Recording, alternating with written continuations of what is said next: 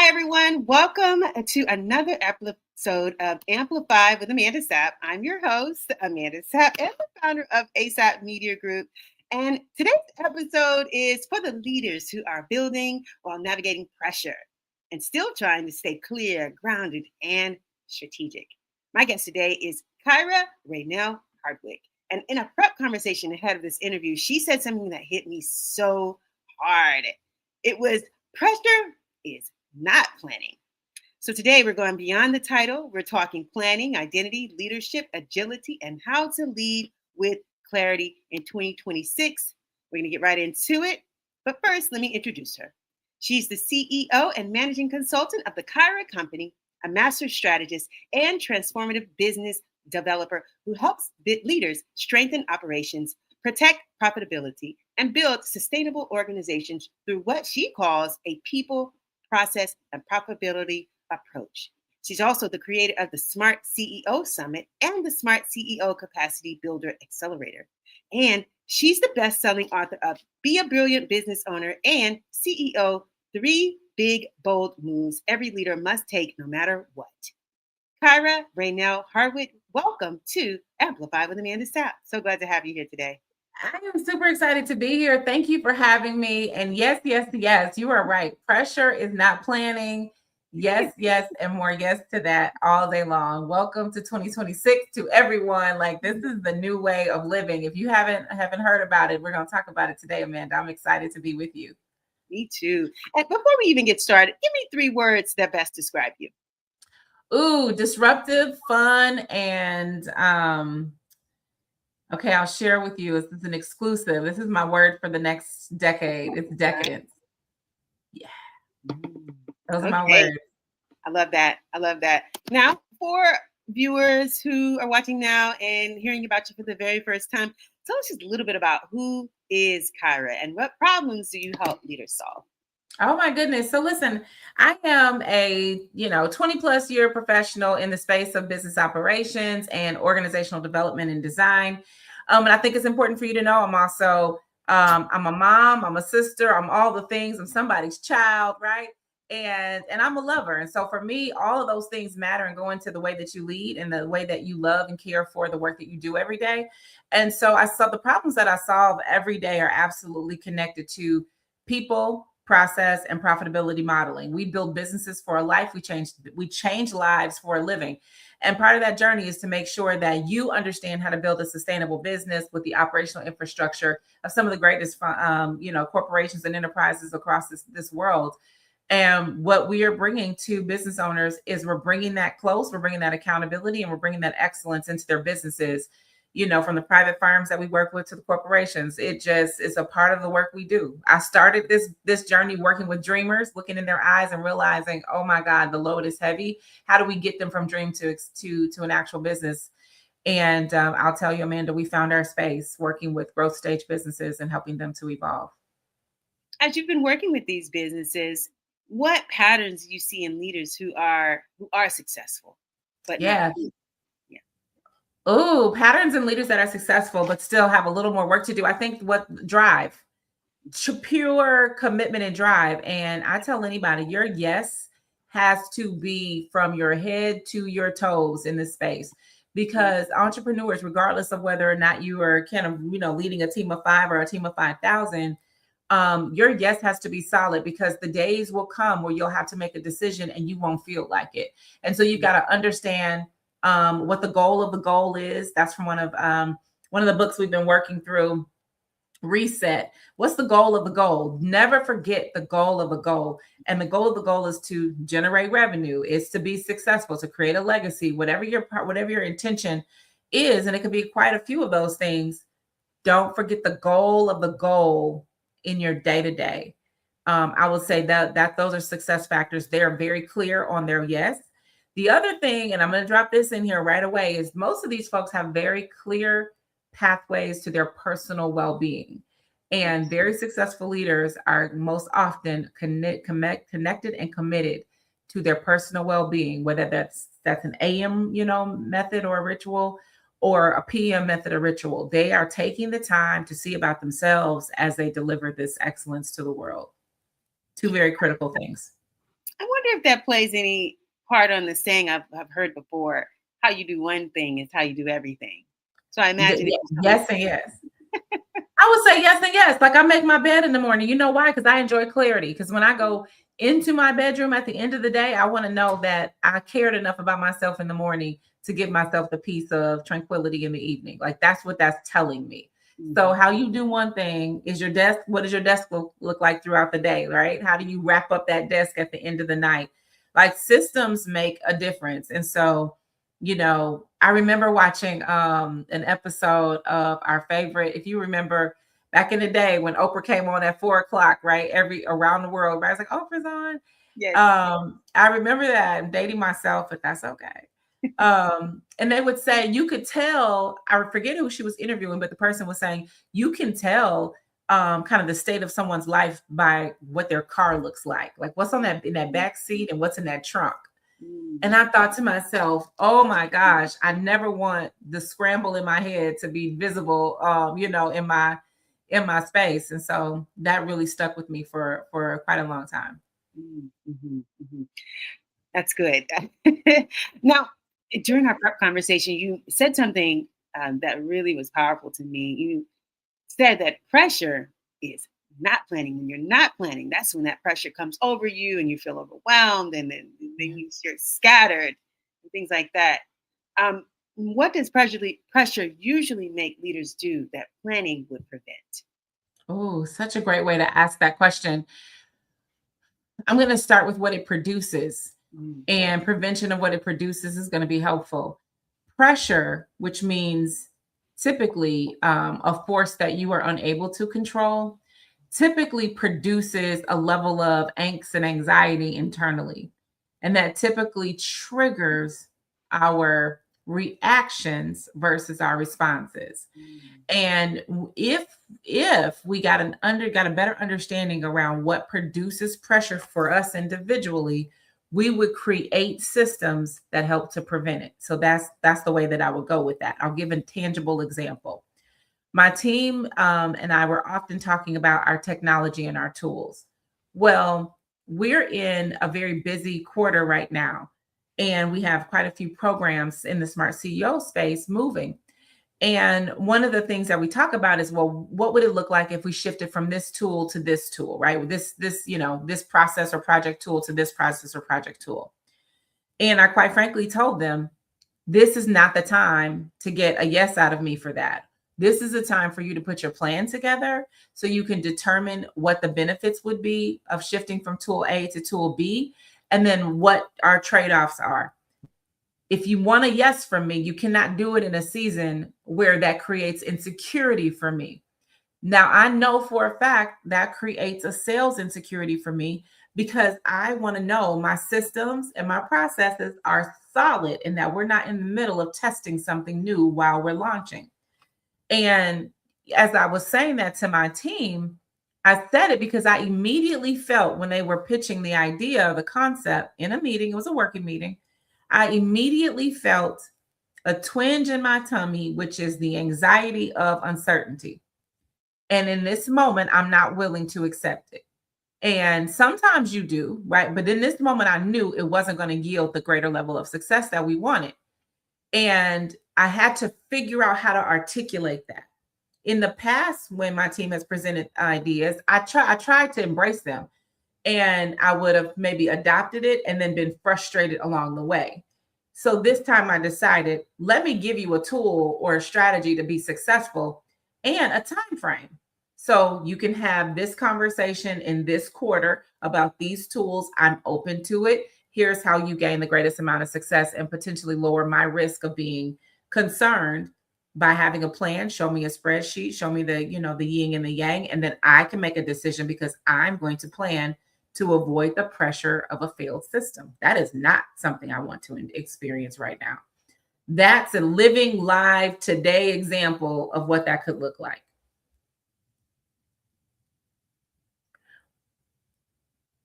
You're still muted. Yeah. let me make sure. I love the fact that you didn't shoot the idea down, but you just set boundaries and clear expectations of remembering what the goal was or is Yes. at the time.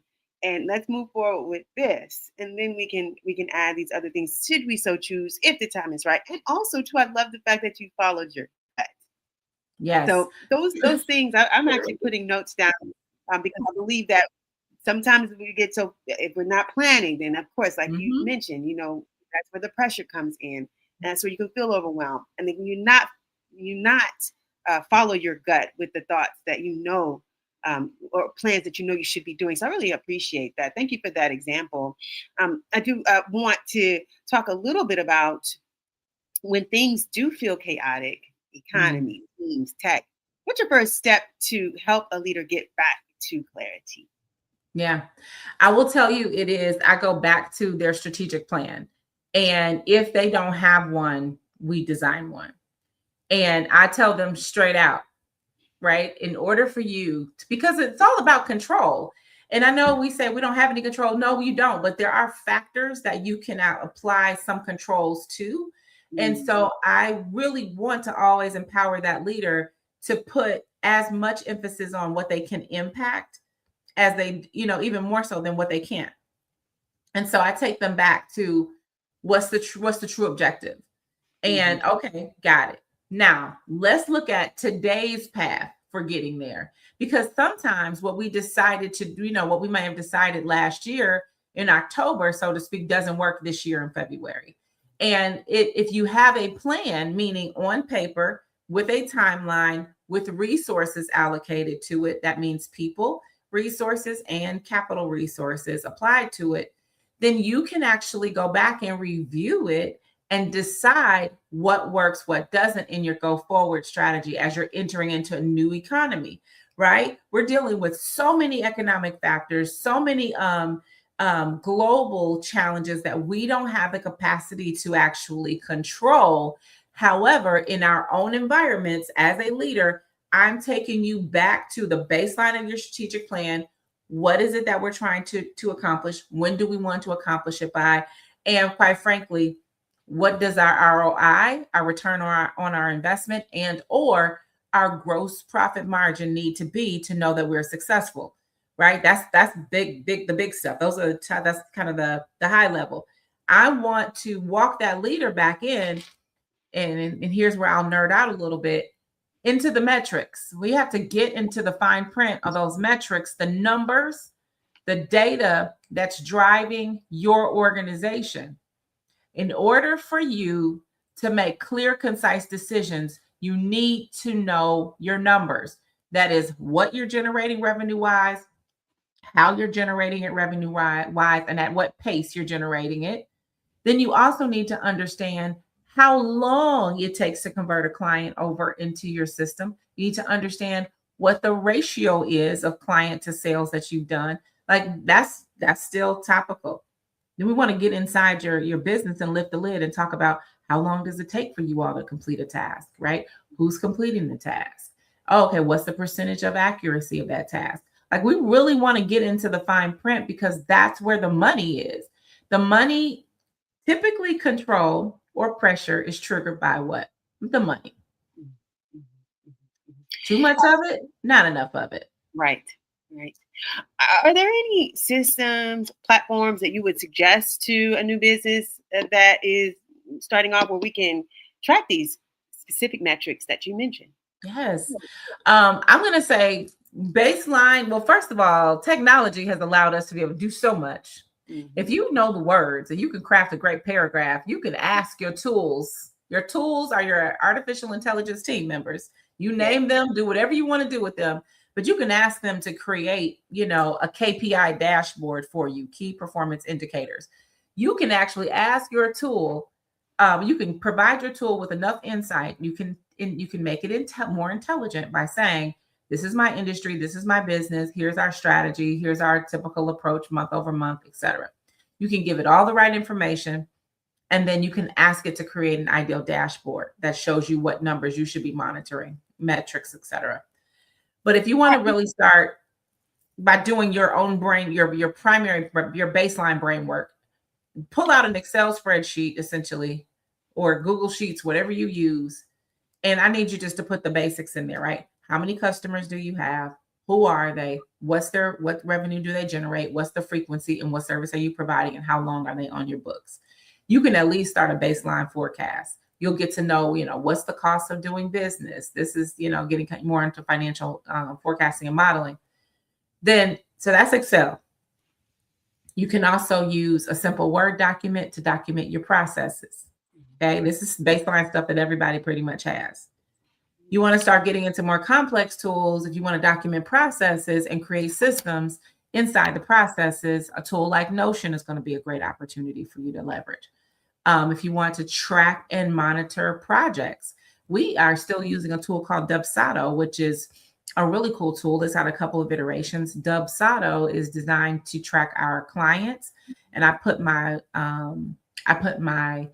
solopreneurs in there and our executive coaching clients in there, because there's a portal that's private and succinct for them. They can go into their notes, they can monitor their invoices, I can track their progress, I can track percentage paid, all the things are in there.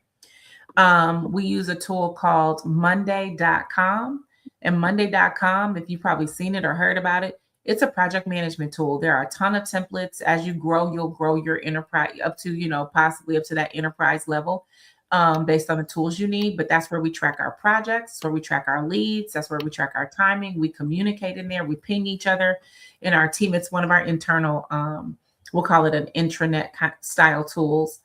Of course, if you're using Teams, the Teams channels are powerful. They're for filing, management, real-time communication, client customer interaction. You can put the levels in there. You can determine hierarchy, things like that.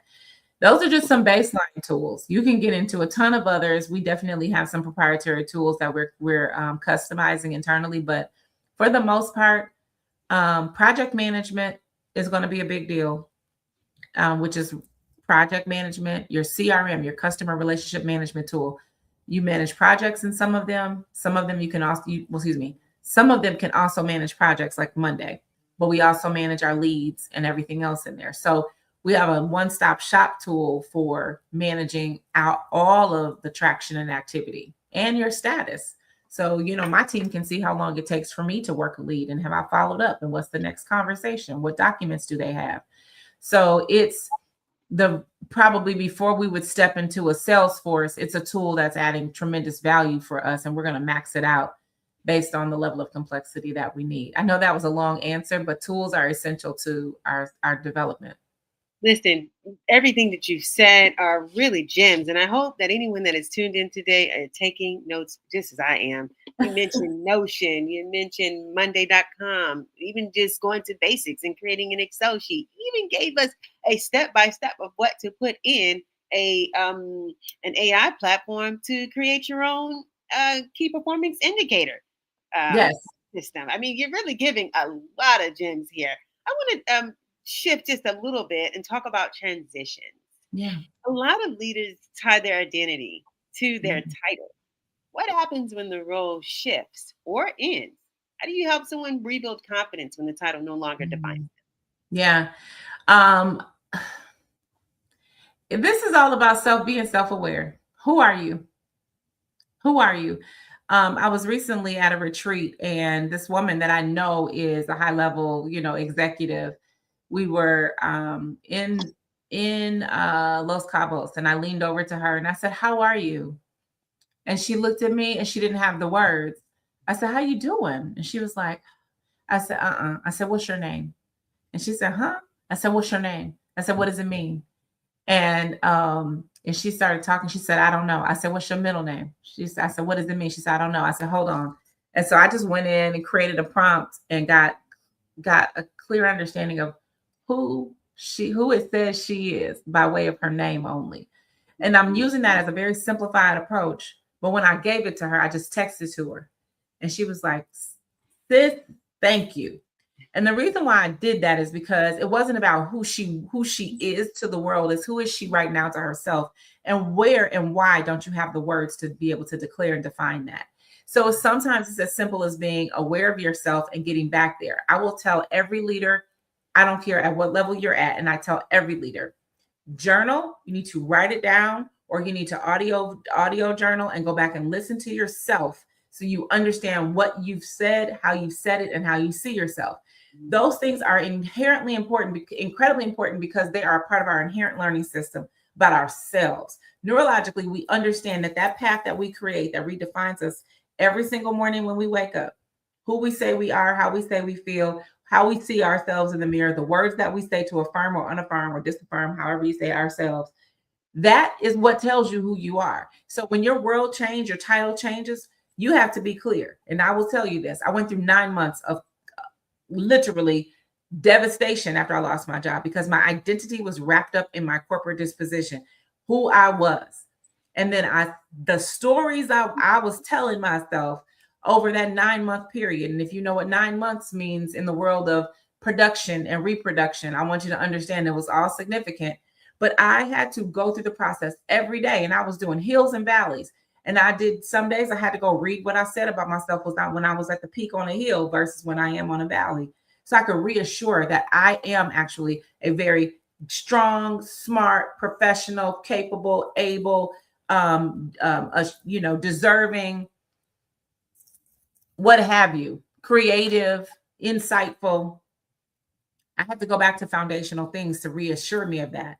So that as I became a business owner, me doing the work for myself to understand who I am, when the days were tough and the peaks weren't peaking, and I had to try to figure out, like, do I need to go, submit my resume somewhere? And I needed to be able to go back and say, who is Kyra Rénel, and who is she, and how does she show up, and what does she bring to the world? I had to reaffirm myself. And you never lose the responsibility of having to see about yourself first, even as a corporate leader. And I was a high-ranking corporate leader. I never got rid of the task. It was always my responsibility to go back to the home base and reassure myself and make sure I'm rooted. And you can bring all your spiritual and your religious pieces in there too. But the pure fact is, my obligation is always to understand who I am. Yeah. Thank you for sharing that. And if I could just touch on that really briefly here about the 9 months, were there ever any points in that 9 months where someone had shared with me one time when I transitioned from the previous employment, you can feel the way you do if that's sad or wherever it may be. Feel how you feel, but don't stay there. Does that resonate with you as well? It was every day. I was like, every day I would start high. I kept, you know what I did, Amanda? I kept my routine. So I would get up every morning and show up to myself polished every day. Yes. But I'm going to tell you, the peaks were high, the valleys, that coming down, that was low. I would be smiling one minute, crying the next minute, frustrated the next minute, filling out an application the next minute, on an interview, excited, then ticked off again because I didn't really want to go.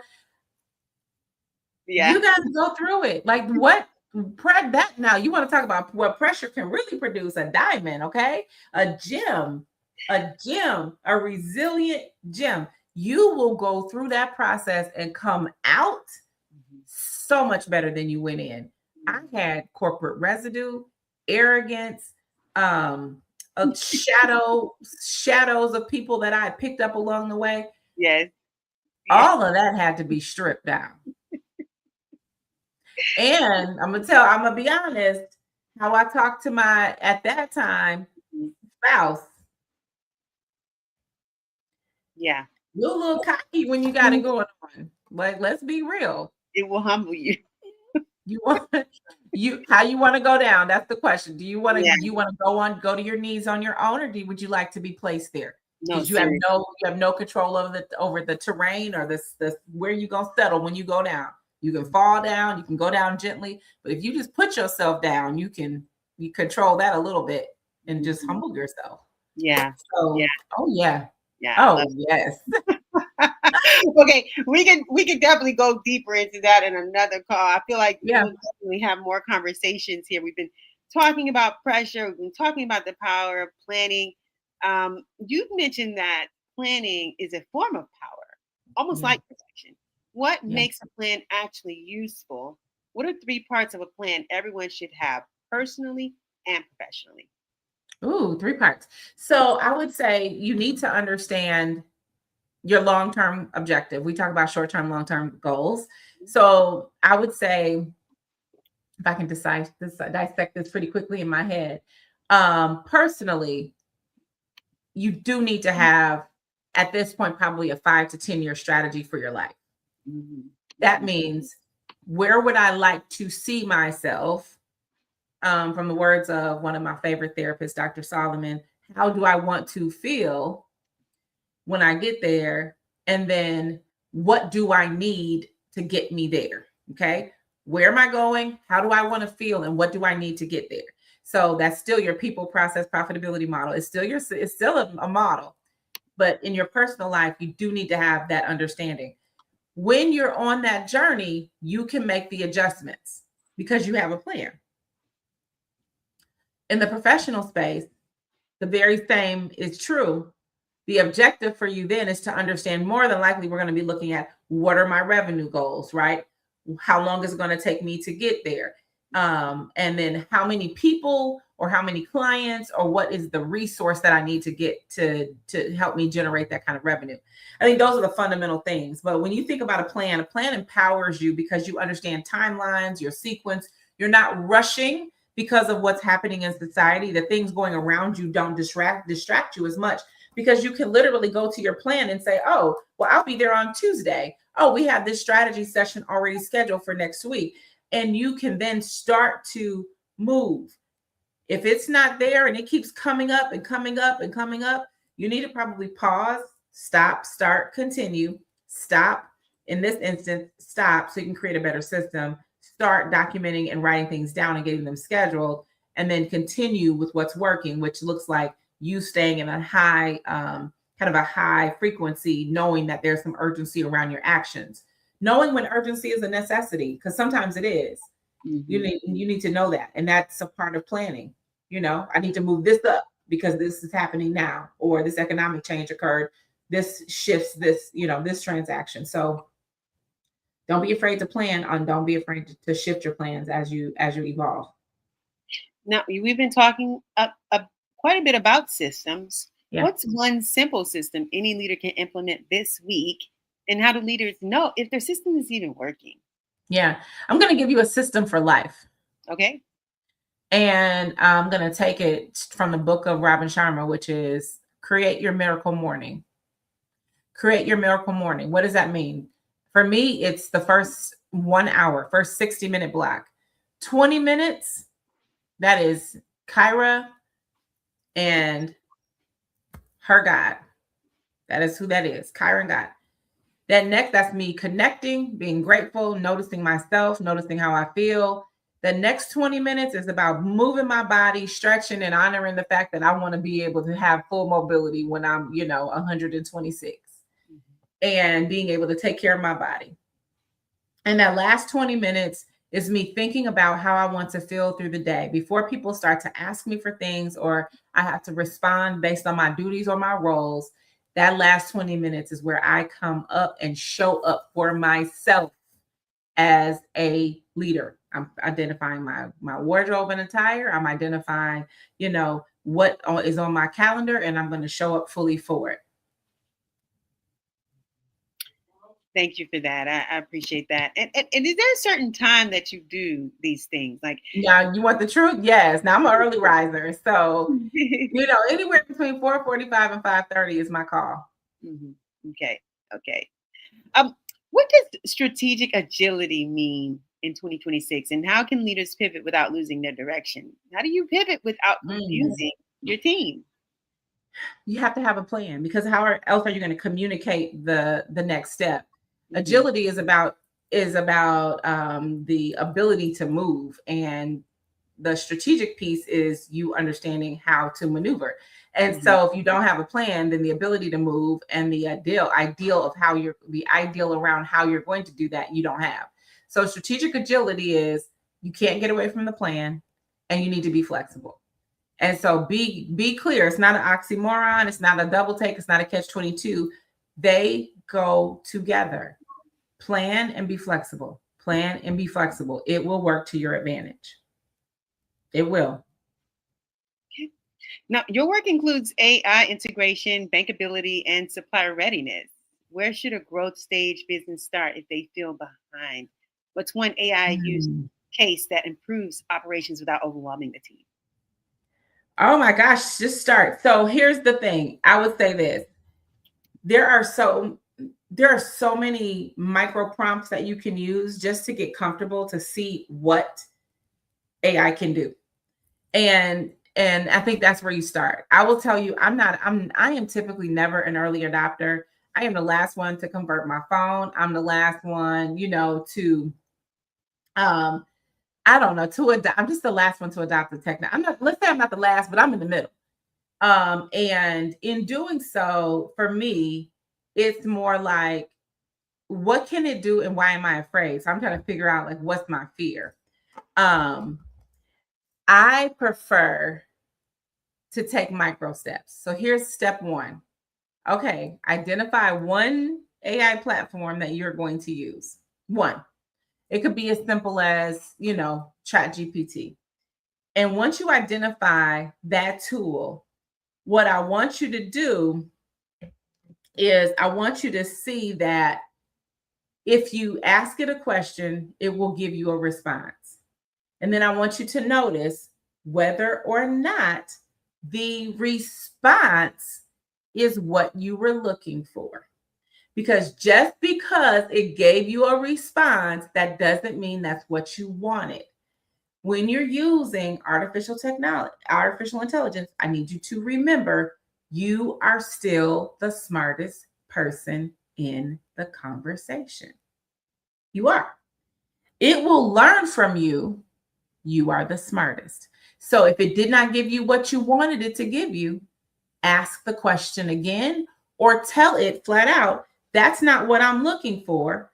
Here's what I need. And I know you're like, Kyra, this seems so simple. No, because sometimes people put it in and think that that's the actual, kind of God said statement. It's not. It is simply, it is, to simplify, it is simply the response that the tool gave you. Right. So if you can give that tool another question that'll allow it to answer that question more precisely, then you and that tool are going to start to build a communication pathway. I'm not going to call it a relationship, a communication pathway that will allow you to do what you need to do. Does that make sense? It does. It does. That's the start. I have a final question for you, Kyra. Yes. If you Yes. could leave leaders with one sentence for 2026, something they can carry into every room, what would it be? And what's one action step you want them to take in the next 24 hours?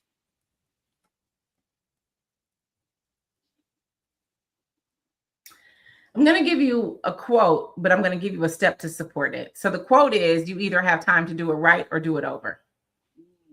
Okay. The action step is, if you know right now that you're listening and you do not have a plan, just start by drafting something very simple for the next 30 days, right? The next 30 days. You can start with the first week. Here's what I'd like to accomplish. Here's why, and here are the outcomes I'd like to achieve, right? Here's what I'd like to see. I want to do these things. Here's why I want to do these things. Here's what I'd like to see as a result of doing these things. Just start there. That gives you 1 week to work through your objectives, and then to see what your productivity is, how you're responding to it, how you are adjusting for it, etc. That's going to be your difference maker. To me, that's the easy step. You can go as big and as tall as you want after that because you understand the basics, right? I personally start strategic planning in about July of the year prior. I start in July. By October, I'm solidifying. I'm not a new year, new me kind of girl. I'm just not that.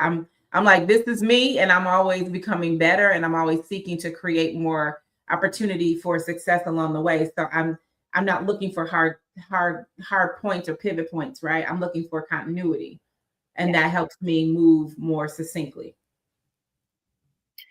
Yeah. We do have to wrap this interview up, Kyra. It has been an amazing time. planning with you, strategizing with you, interviewing with you. Let's go ahead and leave our listeners with something that they can take with them the rest of this week. You've given us quotes. I mean, is there anything that you want to share with us that you have coming up? Yeah. Anything that we should know about how we should follow your movement? Yes. So big deal right now is the Smart CEO community. We launch accelerators across this nation, helping business owners grow their organizations. These are for growth stage business owners that are generating at least $250,000 in their business. Our objective and goal for you is to get you into that growth stage, get you into that multi-million-dollar stage if you're not already there. For those that are, we just take you further. And so we are dedicated to the growth stage market in this instance. And so we have our capacity builder accelerator. That is, applications are open now. It is of no cost to you. It costs you your time and your focus. Okay, that's what it's going to cost you. It is supported by one of the largest financial institutions in this world, and we are excited. This is our third market that we've gone in partnership with them.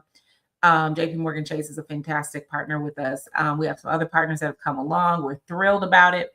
But let me just tell you right now, we build ecosystems for growth stage business owners, and this is where you can apply. You can apply for the accelerator. The application is about 7 minutes. Your commitment is that you're going to be live with us for the kickoff in Charlotte, North Carolina, and you're going to be there for the capstone. We kick off March 13th. Applications close on March 9th. They are open now. Get in, get accepted. Let's go. So the planning, the strategic planning, they're going to get like top tier strategic planning in the accelerator. We start with that. So there's no excuse. And Kyra, if you could also tell us how we can find you. Yes, you can find me on every single platform, Kyra Rénel. You can find the Smart CEO. The Smart CEO is the brand, and you can find the application for the Smart CEO Accelerator on TKC, which is the Kyra Company, TKCSmartCEOs.com. Hopefully you will share that link as well. We will make it available to you. I'm telling you now, if you just Google me, you will find everything associated with the Kyra Company, the Smart CEO. But I'm telling you now, every single platform from LinkedIn to now TikTok is available for searching, and you will find us there. Kyra Rénel Hardwick, thank you so much for joining me here today on Amplify with Amanda Sapp. I really appreciate you. I love what you're doing. The information that you provided today were true gems. I just appreciate you for being my guest today here. I appreciate you for having me, and thank you for allowing me to be a part of the work that you're doing to make lives better for your listeners and for those that are connected to them. I appreciate you. Absolutely. Hey guys, look, this is another episode of Amplify with Amanda Sapp. You can find it by searching on your YouTube Asapp Media Group. And if you enjoyed this interview, please go ahead and give us a thumbs up and share this with someone that you know that is either leading in transition or just need some tips to help them along the way as they are on their entrepreneurial journey. Until next time, we're out.